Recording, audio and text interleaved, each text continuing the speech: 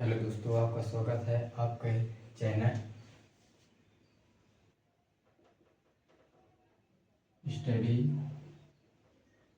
Point 199 पर। आज हम लोग कक्षा 10वीं की गणित अध्याय 1 का प्रश्नावली 1.2 के क्वेश्चन नंबर फर्स्ट देखने वाले हैं। इसमें बोला गया है कि सिद्ध कीजिए कि रूट 5a का परिमेय संख्या है। तो चलिए देखते हैं। सबसे पहले इसमें 3 प्रकार क्वेश्चन पूछे जाते हैं। एक तो रूट 2, रूट 3, रूट 5, इस तरह क्वेश्चन। तो इसमें हम क्या करेंगे, दोनों पक्षों का वर्ग करेंगे। एक रहता है 3 प्लस रूट इतना रहेगा, या 3 प्लस 3 रूट 2 रहेगा। इसमें क्या करेंगे, पक्षांतर करेंगे, या इसमें भी इस तरह भी रहता है, इस तरह के रहेंगे मल्टीप्लाई में, उसको भी पक्षांतर ही करेंगे। और एक होता बटे में, इसमें क्या करेंगे, परिमेयकरण करेंगे। ठीक है। तो सबसे पहले अपना क्वेश्चन इस फॉर्म में है, तो चलिए देखते हैं कैसे करेंगे। यहाँ बोला गया है कि रूट 5a का परिमेय है। सबसे पहले हम इसको क्या मानेंगे, परिमेय संख्या मान लेते हैं कि माना रूट 5 एक परिमेय संख्या है। जब ये परिमेय संख्या है तो परिमेय संख्या को P बटे Q के रूप में लिखा जाता है। P और Q क्या है, जहाँ P और Q सह अभाज्य पूर्णांक हैं तथा Q बराबर नहीं है 0। ठीक है। अब दोनों पक्षों को वर्ग कर देंगे।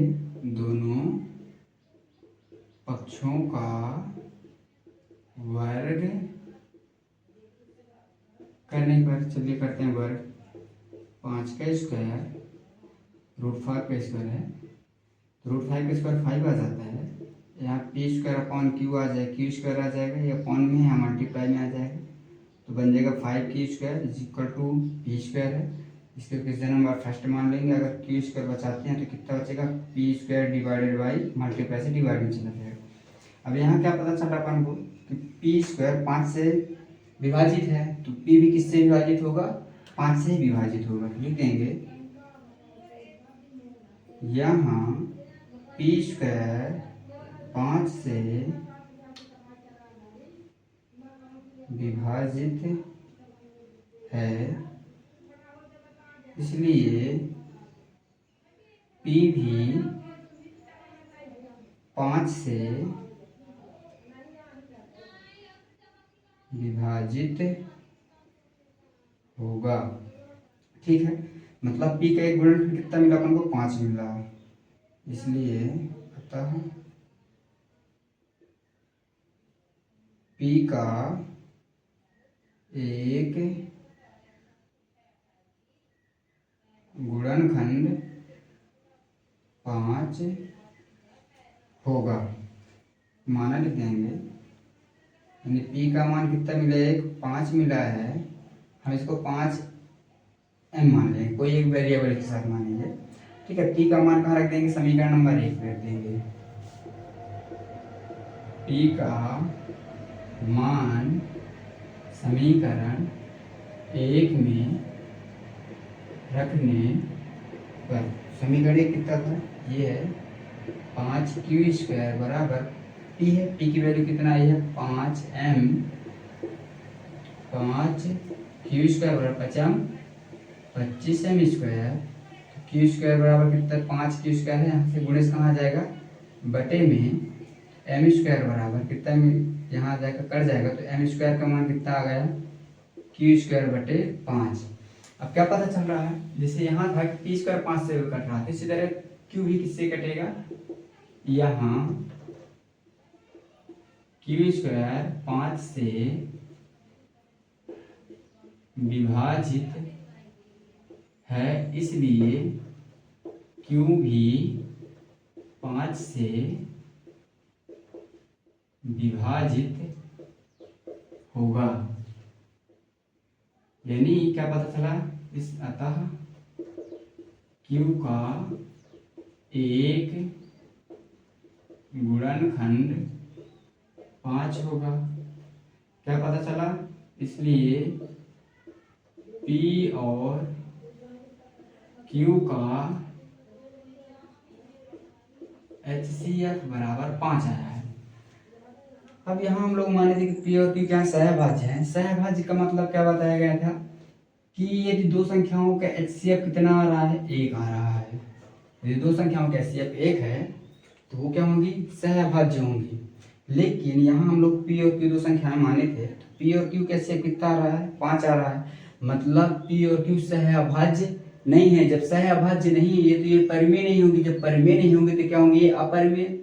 अतः हमारे सिद्ध हो रहा है, विरोधाभास उत्पन्न हो रहा है, ये परिमेय, ये इसको परिमेय मान के लेकिन क्या सिद्ध हो रहा है, अपरिमेय। तो अतः या अतः लिख देंगे, अतः हमारी कल्पना गलत है। फिर से लिख देंगे, अतः √5 एक अपरिमेय संख्या होगी। और ये बहुत ही इम्पोर्टेंट क्वेश्चन है। क्वेश्चन देखते हैं कि 3 + 2√5 अपरिमेय, इसको सिद्ध करते हैं। तो इसको भी माना, पहले परिमेय ही मान लेंगे। 3 + 2√5 एक परिमेय संख्या है। जब ये परिमेय संख्या है तो इसको क्या के रूप में लिखेंगे, P/Q के रूप में। और P/Q के P और Q सहअभाज्य हैं।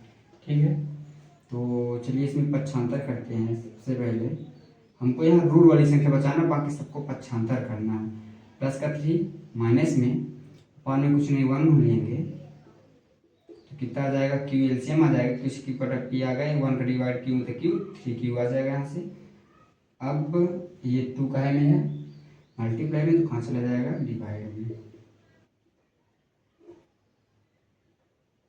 ठीक है, अब देखिए क्या है, ये अपरिमेय है और ये क्या है, यहाँ लिख देंगे चूंकि P और Q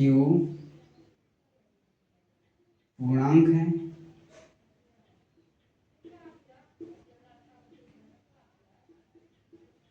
इसलिए P - 3Q बटे 2Q एक परिमेय संख्या होगी। किंतु हम सिद्ध कर चुके हैं कि √5 एक अपरिमेय संख्या है, इसलिए परिमेय बराबर नहीं है क्या, अपरिमेय नहीं हो सकता है। अतः हमारी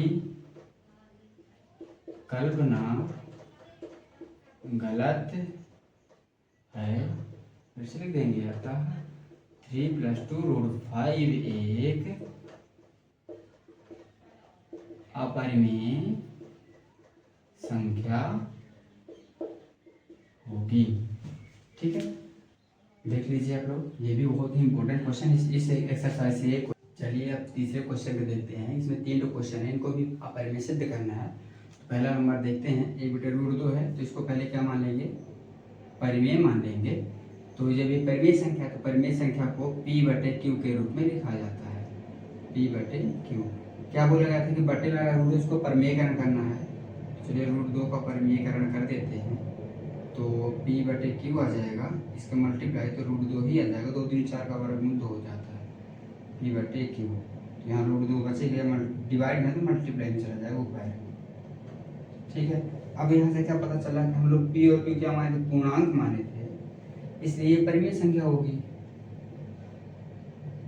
क्या होगी, परिमेय होगी। किंतु हम सिद्ध कर चुके √2 क्या है, अपरिमेय है और परिमेय संख्या कभी भी अपरिमेय के बराबर नहीं हो सकती, अतः हमारा मानना गलत है और जो 1/√2 है वो क्या हो जाएगा, अपरिमेय हो जाएगा। देख लीजिए, आप लोग लिख लीजिए। नेक्स्ट देखते हैं तीसरा नंबर।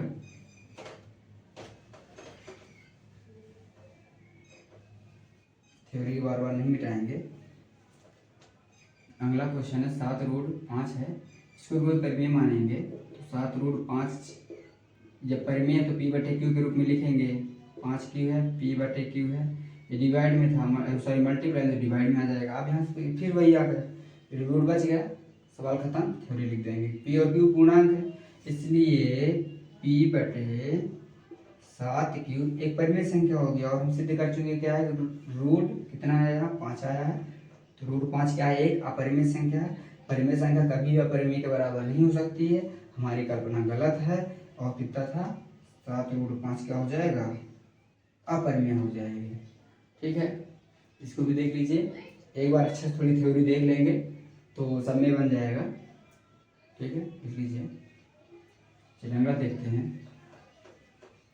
तीसरा है 6 + √2, इसको भी परिमेय ही मानेंगे। जब ये भी परिमेय है तो किसके रूप में लिखेंगे, p/q के रूप में लिख देते हैं, p/q के रूप में। चलिए अब हमको रूट बचाना, रूट बचा लिए, p/q था, प्लस का 6 माइनस में जाएगा, बटे में कुछ 1 है तो एलसीएम लेंगे तो q ही आ जाएगा, q से q कटा p आ जाएगा, यहाँ 6q आ जाएगा, फिर वही आ गया, रूट बच गया, बस सवाल खत्म।